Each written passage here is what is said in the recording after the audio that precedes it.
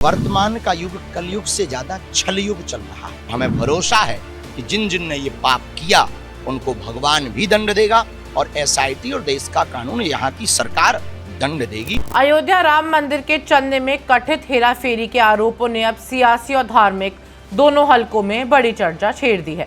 इस मामले की जांच जारी है और रिपोर्ट्स के मुताबिक एसआईटी इस पूरे मामले से जुड़े फाइनेंशियल रिकॉर्ड्स की पड़ताल कर रही है। इसी सिलसिले में पिछले कई सालों के अकाउंट्स के भी री ऑडिट किए जा रहे हैं ताकि ये पता लगाया जा सके कि आरोपों में कितनी सच्चाई है। इसी बीच अयोध्या पहुंचे बागेश्वर धाम के पीठाधीश्वर धीरेन्द्र कुमार शास्त्री ने इस पूरे विवाद पर अपनी प्रतिक्रिया दी। उन्होंने कहा कि अगर किसी ने भगवान के नाम पर आए चंदे में हेराफेरी की है तो ये सिर्फ एक गुनाह नहीं बल्कि एक महापाप है। साथ ही उन्होंने ये भी कहा कि सच्चाई सामने आनी चाहिए और जो भी दोषी हो उसके खिलाफ कानूनी कार्रवाई होनी चाहिए।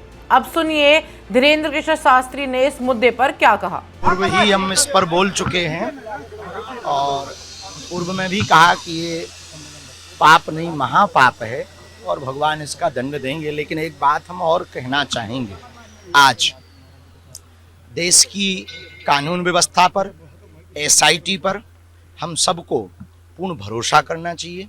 जांच चल रही है।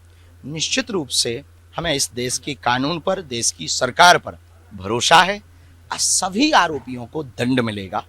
दूसरी बात और हम प्रार्थना करना चाहेंगे अपने बागेश्वर धाम से, वर्तमान का युग कलयुग से ज्यादा छल युग चल रहा है। इस छल युग में सावधान रहना।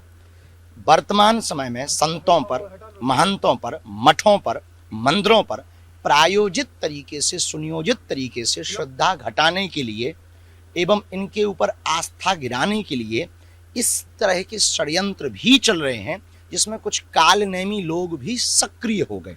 हमें उनसे सावधान रहना होगा, हमें उनसे सजग रहना होगा और हमें भरोसा है कि जिन जिन ने ये पाप किया उनको भगवान भी दंड देगा और एसआईटी और देश का कानून, यहाँ की सरकार दंड देगी और जांच जारी है। एएनआई से बात करते हुए धीरेन्द्र कृष्ण शास्त्री ने कहा कि उनके मुताबिक आज का समय सिर्फ कल युग नहीं बल्कि छल युग बन गया है, जहां सोची समझी साजिश के तहत मंदिरों और संतों को भी निशाना बनाया जा रहा है।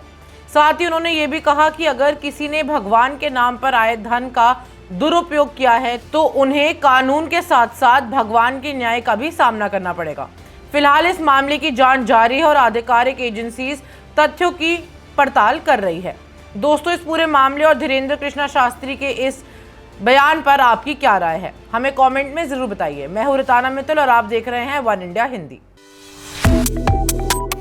Subscribe to One India and never miss an update. Download the One India app now.